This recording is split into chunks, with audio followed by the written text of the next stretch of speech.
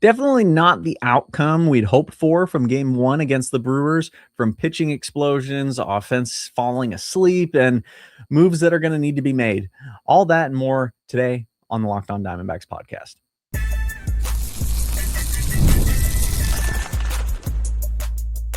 You are Locked On Diamondbacks, your daily Arizona Diamondbacks podcast, part of the Locked On Podcast Network, your team every day. What's up and welcome to the Locked On Diamondbacks podcast. Today we are talking about the not so great game against the Brewers yesterday.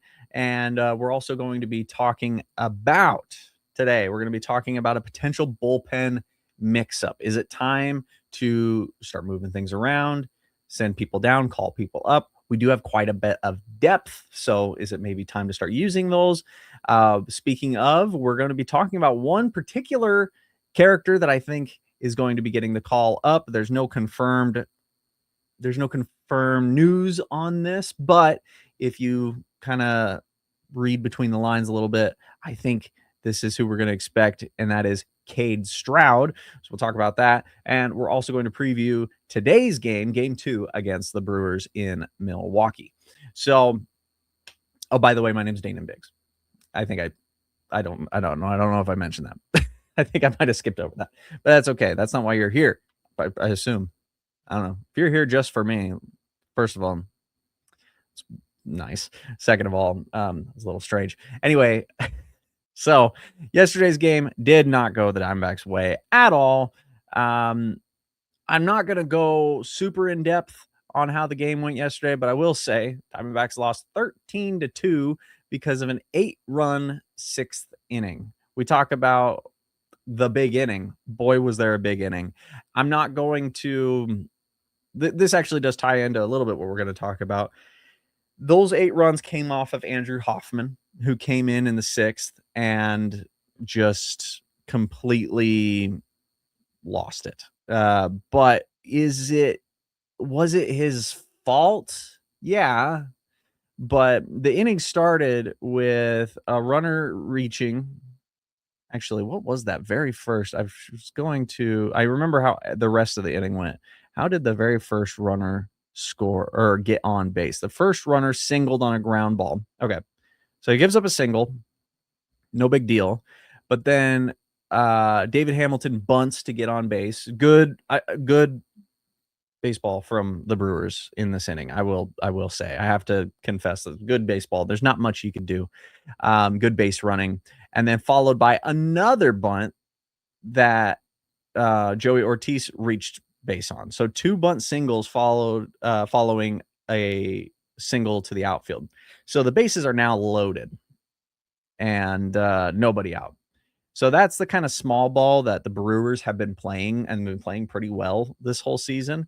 And they saw an opportunity. They saw a guy on base and they started playing small ball. And you know what? That led to the big inning, because then it was a single, a walk, the only walk issued by Hoffman, by the way, another single, a pop up to catcher, which almost didn't get caught. And then catcher's interference, which was strange. Anyway, catcher's interference, which got the guy on base again, and then a ground rule double. And then they finally pulled Andrew Hoffman out. So rough outing for Andrew Hoffman. Obviously, the bases are loaded, nobody out. You got to start recording outs, even if those runs all score. Like I don't fault him for the bases getting loaded per se. I don't see that as a catastrophic failure. The thing that was tough was that it was then single, double, single. So that's the part that did not work out well. But how was the rest of the game? Well, Merrill Kelly got the start and he struggled. He didn't blow up the game by any means. He gave up 3 runs. No. He gave up 5 runs. Sorry. He kind of did mess up a little bit. Gave up 5 runs in 5 innings, really was struggling to find the zone. He had been talking, he'd been talking about trying to get his changeup figured out and the location with his changeup, and it just was not there. But also, like, he was missing with his fastball.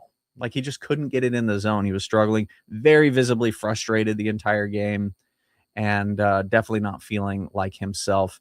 I am not panicking yet on Merrill Kelly, because there were stretches. I mean, the third inning, he looked great. There were stretches where he really seemed to be in control. It just, I don't know if it's a mechanics thing or something, but something's just not quite lining up yet. So I'm not panicking, but I'm definitely not confident either. So that kind of tells you where I am at the moment. The Diamondbacks did offensively manage to capitalize on kind of their one opportunity. They didn't have many opportunities. They had 3 opportunities with runners in scoring position. So not great, but they did score on one of those. It was with the bases loaded. James McCann comes up and knocks a single, scores 2 runs. Things were looking pretty good. It was then 3-2, so that put the game right back in reach. There was runners on first and second then, and hopeful that we could, make something happen. There was only 1 out. Vargas lays down a sac bunt to move the runners to second and third. Ketel Marte comes up and a hard hit ball right to first base to record the final out. So wasn't able to quite make that, take advantage of that. Outside of that, though, there was a lot of nothing. There were a lot of walks, which we had talked about yesterday. The Diamondbacks did draw a good deal of walks, so that's good. But that was basically it. Our first hit of the game was that James McCann single. And then we had 2 more after that. One of them was Vargas's in the 8th. Ooh, by the way, in case you didn't know, let me be the bearer of good news. Ildemar Vargas's hit streak continues. He did get a real hard knock into the outfield in the 8th inning. Line drive into center field. So that's good. But that was basically it at that point. Tim Tawa got the other single of the game, and that was it. 3 hits. And the Brewers had 15 hits. So pretty rough outing. Outside of Hoffman, though, Thompson came in to get out of the inning that Hoffman had started, got the 2 outs, was good. Taylor Clark came in, gave up a single hit, but was good. And then James McCann comes back in, lowered his ERA because he didn't give up a single run or a hit in an inning, got through the inning perfectly clean. And James McCann, he's getting there. This is what, his 3rd outing. That's a problem, though. I think when your position players are getting that many outings in games. I didn't think about that until I just said that out loud. But yeah, he's that's kind of a problem. That's turning into a little bit of a problem. We have yet to really blow out another team, but we've been blown out at least 3 times. So that's a little bit of a worry. But anyway, so what does that mean for the bullpen? Well, listen, I am not going to come out here and say, oh, well, we need to ship Andrew Hoffman off. We need to ship off all these guys that are these kids. They're bad. They're stink. I don't think that's the case at all. I don't even think Andrew Hoffman is necessarily like washed up or anything, because he's been really good. If you look at our bullpen right now, Ryan Thompson, while he does make us a little nervous from time to time, and he has had, an off game, like he had 2 not great outings recently against the White Sox. Outside of that, he's been good. He's been really good. The numbers don't lie. He has a 1.15 whip, which is kind of like the underlying number that I look at the most to kind of tell me how he's looking. But he's pitched 16 games. I mean, it's not too bad. He's one of our more reliable arms, honestly. Kevin Ginkel, he's doing pretty good. Paul Sewald, so long as it's a safe situation, he's excellent. Taylor Clark has been really good. Juan Murillo has been really good. Jonathan Loaisiga kind of had a little bit of a stretch where he was looking more shaky and giving up a lot of base hits. He's settling down seemingly back into where he was at the beginning of the season. So I'm hopeful that was just kind of a rough patch. And then Brandon Pfaadt, who is a new addition into the bullpen, has he's only pitched in long relief twice. And the second time he ended up giving up a bunch of runs in San Diego or in Mexico against San Diego after 3 innings. So Brandon Pfaadt may still be kind of a once through the lineup kind of guy, maybe twice, depending on how the game is going. But we'll see how he does in the bullpen. The bullpen is a fully different game as well. It may take some adjusting. So Brandon Pfaadt's obviously, he's not going anywhere. He's going to be in the bullpen. We're not sending him to the minors or anything. And then Andrew Hoffman, up until now, he's been really good as well. He's been very good. It's just yesterday was a really rough game. He got lit up. But we do have depth. We do have some other guys in the bullpen. And as the Brewers took full advantage of yesterday, we don't have any left-handed pitchers. So there may be a point where we need to find some guys who can come in and he's not a left-handed pitcher, but we do have a lot of left-handed pitchers in the minors that we could bring up. But it may be time to kind of start shuffling some of these guys around a little bit, not because they're not good, but just because we kind of can, I guess I should say.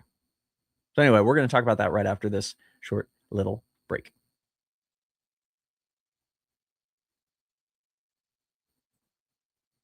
Workplace chaos, deadlines stacking up, inbox overflowing, and the one position you have to fill still sitting open.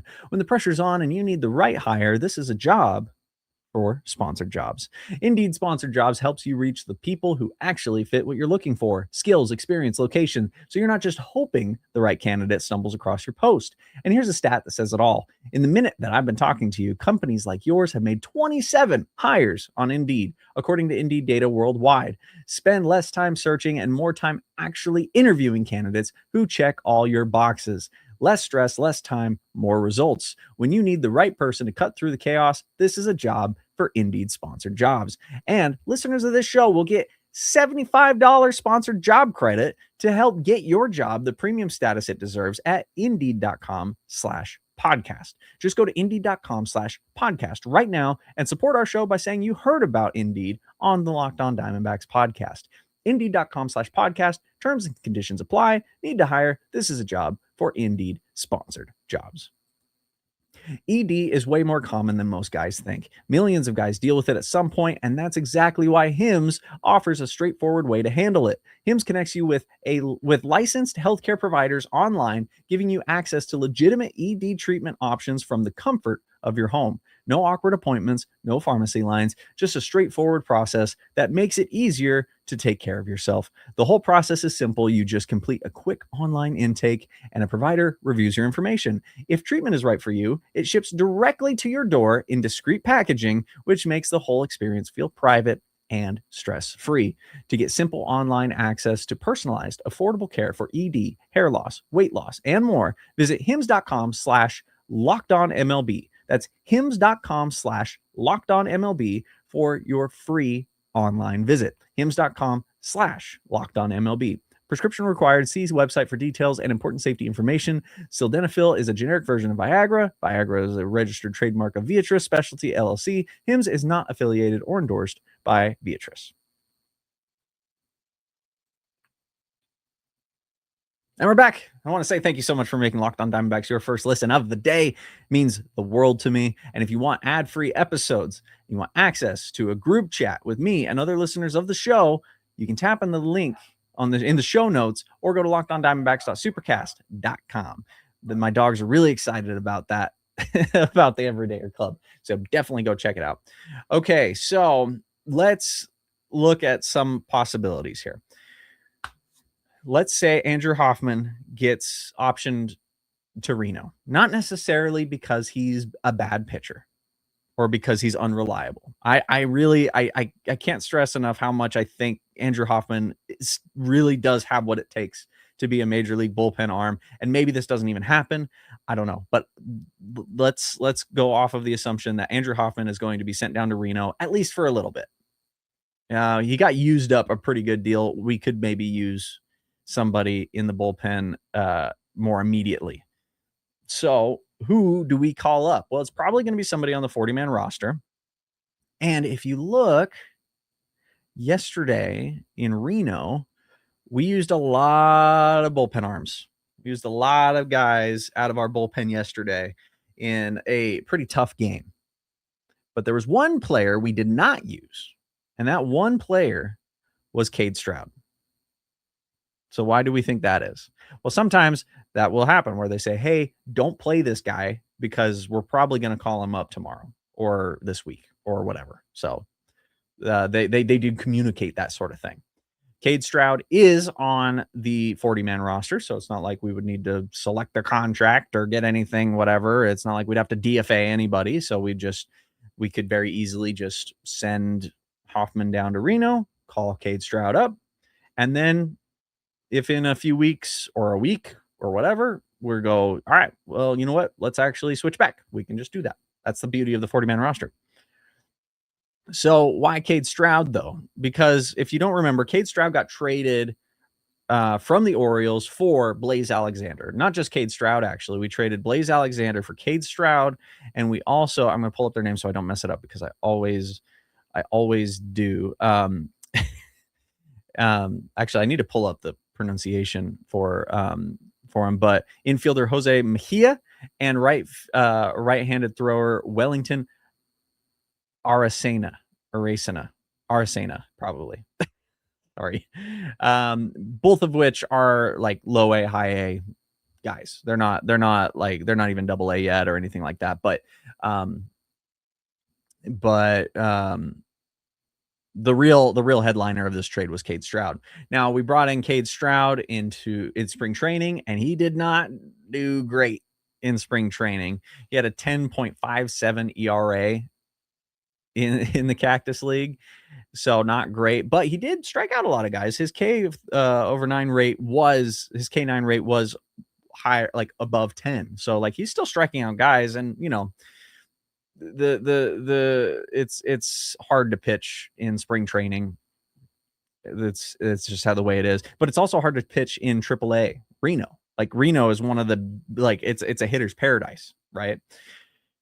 But in Reno, Stroud is dominating.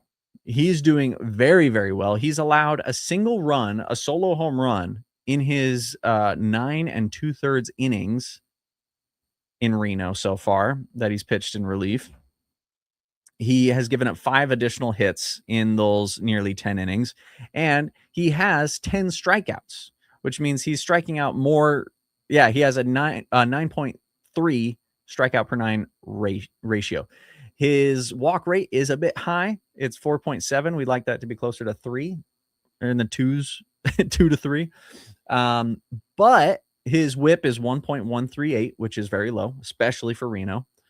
And he's been looking good. And when he ended up in Baltimore last season, because he was in AAA last season and then got called up to the Orioles, he ended up playing in 25 games, pitched a 1.71 ERA in the bullpen, and threw, how many strikeouts was it? 24 strikeouts in 26 innings.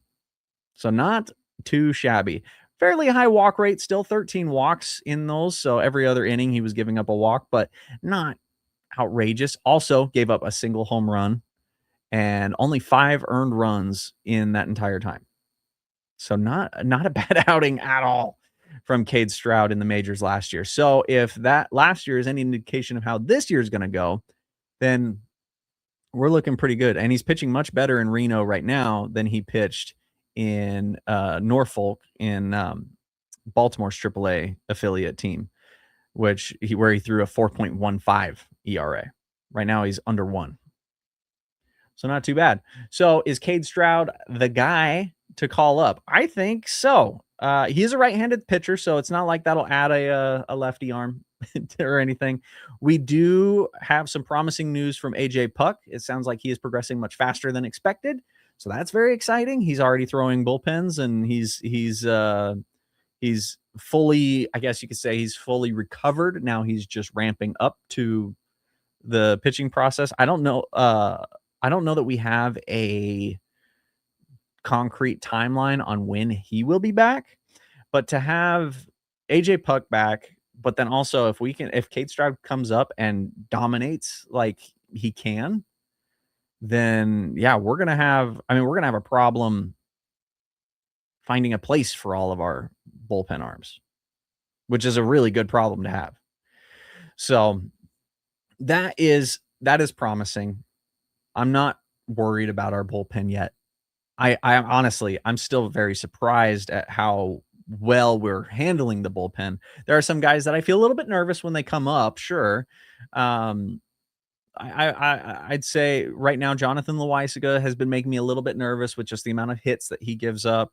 Ryan Thompson, he seems to struggle with finding the zone a little bit, but as long as he's not balking, he's doing pretty well. And then Paul Sewald, as if he comes in and it's not a save situation, then it's basically a guaranteed L. But and then Brandon Pfaadt, we'll see how he adjusts to the bullpen. I'm definitely not hoping for it, but if for whatever reason we need another guy in the rotation, we always have him, so that's very good. He does have a minor league option left, so I suppose if we did need to make space, we could option him to Reno. I don't see that really happening, but Juan Murillo, Taylor Clark, Paul Sewald in the right situation, obviously. Those three, very, very good right now. Kevin Ginkel has been really good as well. And I mean, again, I feel a little bit nervous, but Ryan Thompson, he's doing really good stuff. So we definitely have it. The question is if our offense can give them something to work with, and they've been improving. Yesterday was definitely not the game for them, but I will say the offense has been improving over the last month. As we talked about in yesterday's podcast, they went from being like a bottom 5 offensive team to a top 5 offensive team. If you compare the first 2 weeks to the last month, like it's their numbers are improving dramatically. And Jose Fernandez and Ildemaro Vargas continuing to carry the team, which is ridiculous. Kind of silly, but whatever. Marte is improving. Carroll, he's still looking good. Gurriel is slowly but surely kind of getting back into the swing of things. His at-bats each look a little bit better than the last. So that's promising, and he'll get there. Del Castillo still looking pretty good. He's clutch when he needs to be. Arenado, he's kind of turning into that player that we can expect to deliver in a big way from time to time. So, which isn't great, but if he's a 5-6 man in the lineup, that's not bad.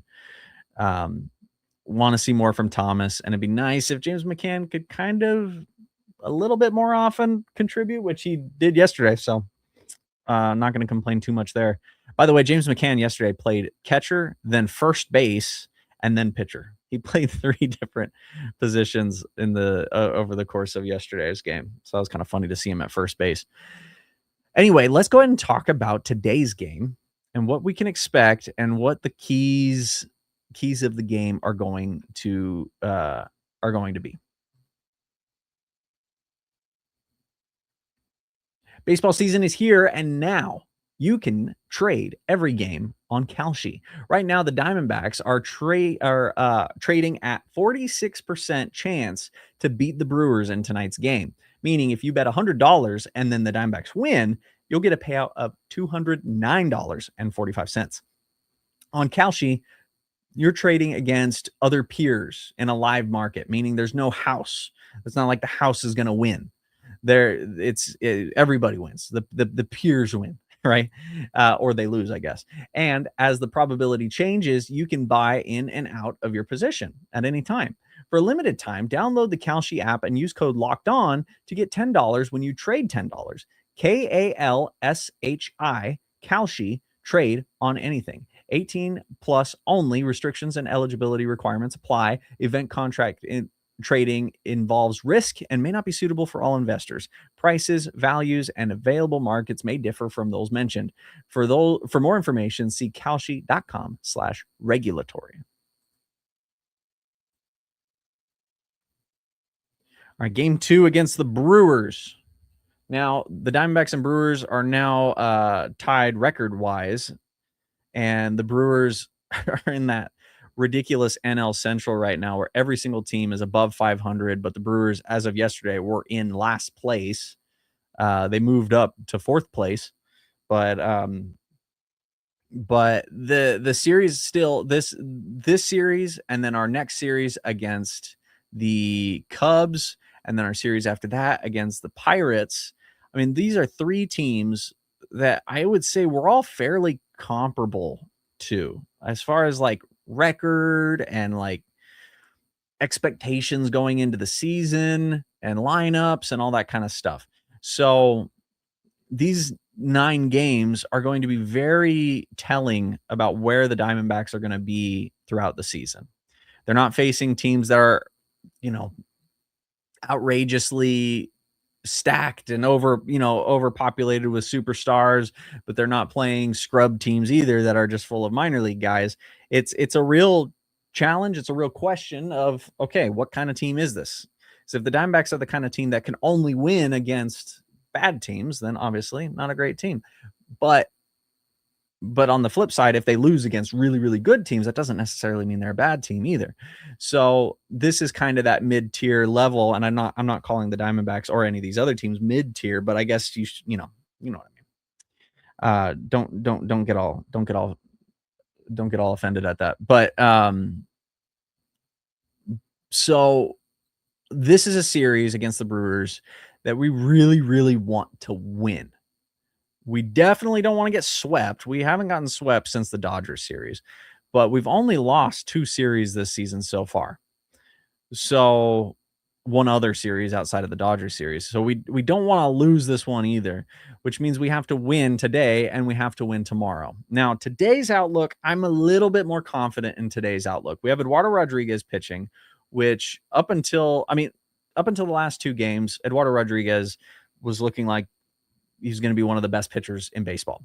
The last 2 outings, not quite so much, a little bit more struggling, or a little bit more issue with command and giving up runs, but still not bad. So I'm hopeful to see an outing from Rodriguez that that kind of goes back to the way he was before those last 2 games, where he's super dominant, goes through the game real quick, induces a lot of early ground balls, early pop flies, and we'll see how this can go. Maybe after yesterday's game, the Brewers will be playing a lot more aggressively at the plate, which does really well for Rodriguez. He pitches really well against teams when they are batting aggressively. If they're being more patient, maybe a little bit more of a struggle, but